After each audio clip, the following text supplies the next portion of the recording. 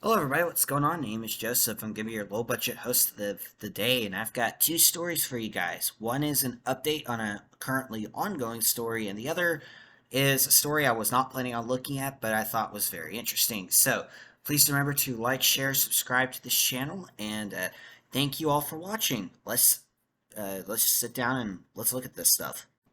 All right, this first story is an update.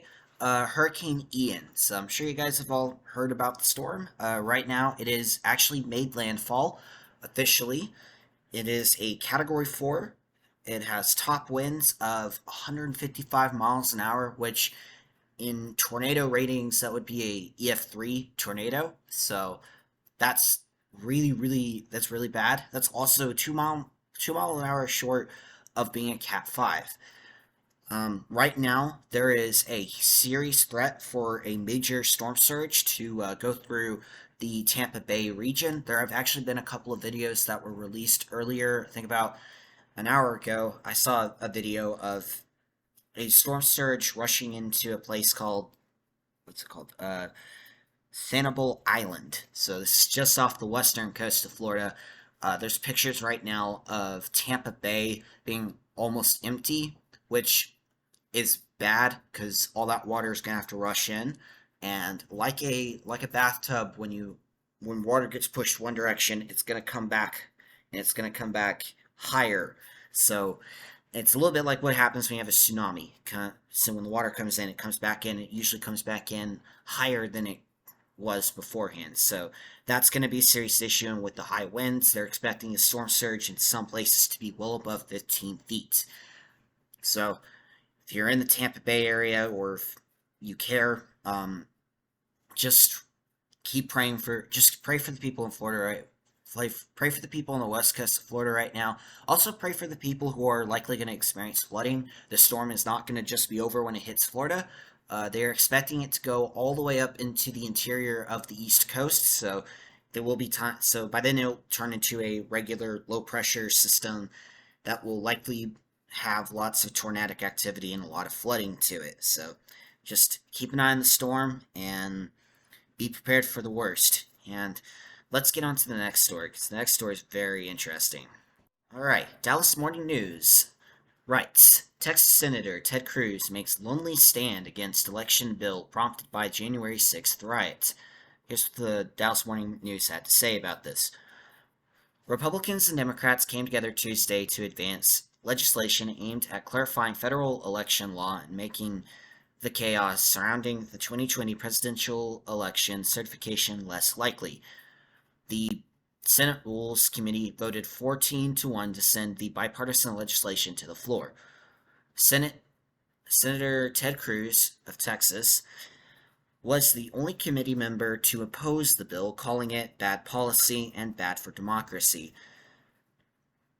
At issue are provisions of what is commonly referred to as the Electoral Count Act, passed after several states submitted dueling certificates for the 1876 election between Rutherford B. Hayes and Democrat Samuel Tilden.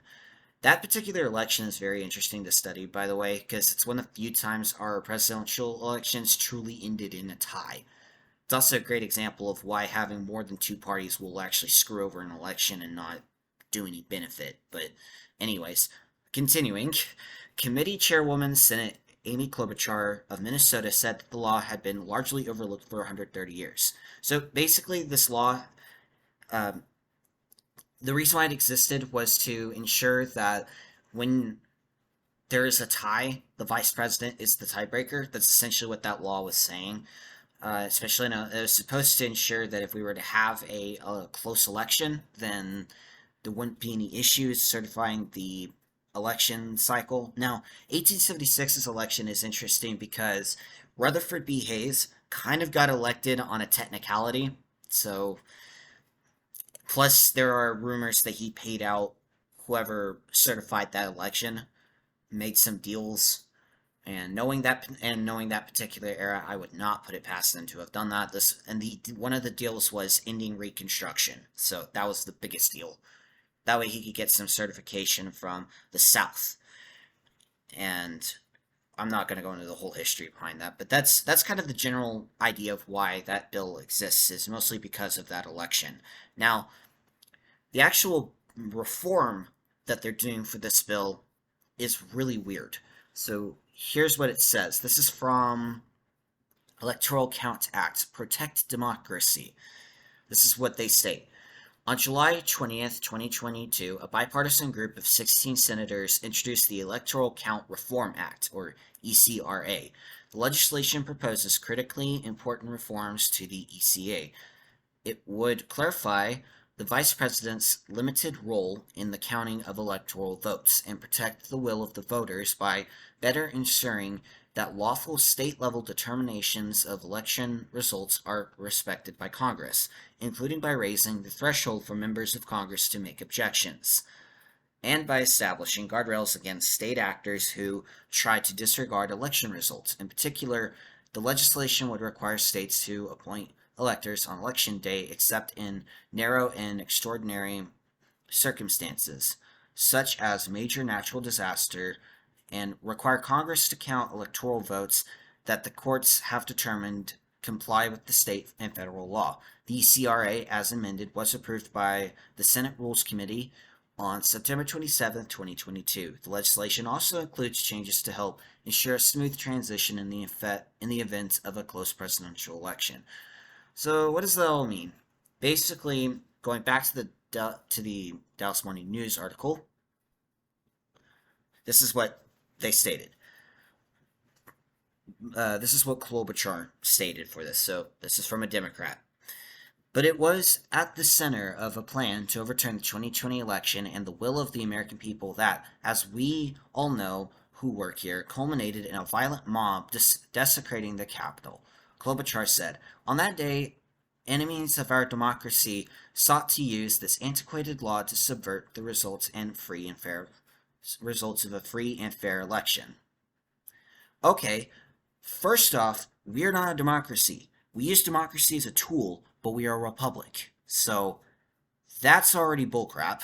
That part of the statement's already bullcrap. The other part of the statement I'm not comfortable with is the will of the people. Since when did Democrats care about the will of the people? When they call 74 million voters for Trump enemies of the state. That's actually a really significant portion of the population. It may not be the whole population, but it's way more than a fringe minority, or I'm just kind of confused by that. But anyways, going on, Klobuchar said they did this by falsely insisting the law allowed the vice president to reject the electoral votes cast. Yes, that part is partially true. That was one of the reasons why the riot did break out, was there were some people who were misled into thinking that that was the case. That part definitely is true. Anyways, continuing. Recruiting state legislators to send their own electors and exploiting a low bar in the law, allowing a single senator and a single representative to object to certification. It was not a single person, it was actually a group of senators, one, and it was also a group of legislators, representatives. So, I know she's making a dig at Ted Cruz, but it wasn't just Ted Cruz. It's Ted Cruz and a couple other senators that were basically like, shouldn't we look at stuff? Was it a smart idea on that day? Maybe not. They should have done it beforehand, but anyways, I don't want to get kicked off of YouTube, so I'm not going to express my true opinion on that particular situation.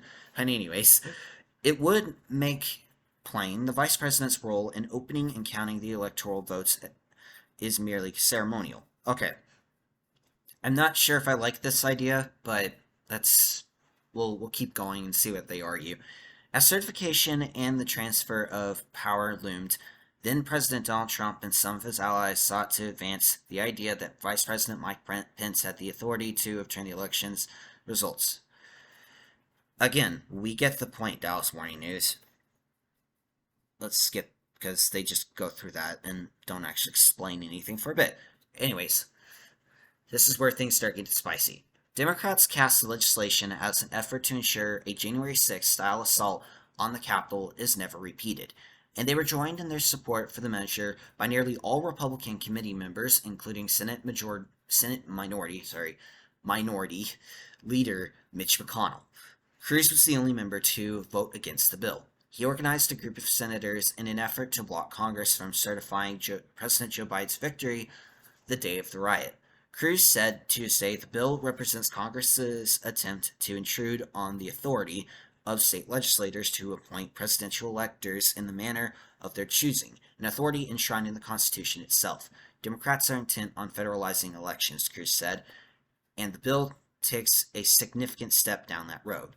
Here's what Cruz actually said. I don't believe senators from this side of the aisle should be supporting a bill that enhances the federalization of elections and reduces the ability of Congress to respond to the very serious problem of voter fraud. I agree with Cruz. I think that this bill is just another stupid attempt from the Democrats to greatly grow the government. And not just Democrats, the establishment people. So you have Democrats and Republicans who have sold out to the Democrats so that they can continue to get elected. So we got that problem. The other problem I have with this particular bill kind of goes with the whole you have to have a group of people to be able to object to stuff. So at one point it mentions there was a reform that's mentioned in here. Basically, if you object to something, you have to have 1/5 of the Congress's support, essentially. Which, yeah, no, I don't get what it is with these people and growing stuff and decentralizing this part. Um, I don't know. Just I don't really think this bill is a good idea. I think the original bill was sufficient enough to be able to ensure that our elections were safe. I think the issue that needs to be focused on is maybe addressing people's grievances before the certification of an election and not being surprised and maybe preventing violence in the first place. Because, so here's a minor nitpick that I have. That is, our justice system failed during 2020. When people raised questions, they should have investigated. When people raised questions, they should have investigated what was going on. Not to prove or disprove anybody, but to ensure that things were going the right way. Because I'm pretty sure people would not have been crazy enough to storm into the Capitol if they were at least ensured that somebody was trying to do something.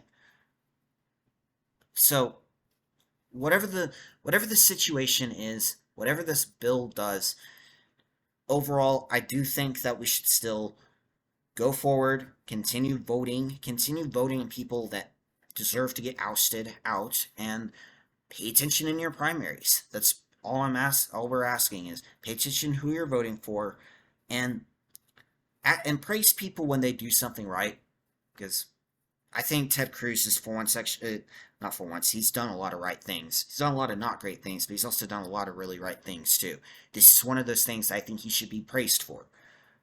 So, overall, this bill is probably going to be a disaster. It's just a giant thing of federalization. It more or less just kind of paves the way for Democrats and establishment cronies in general to solidify their power and prevent future issues.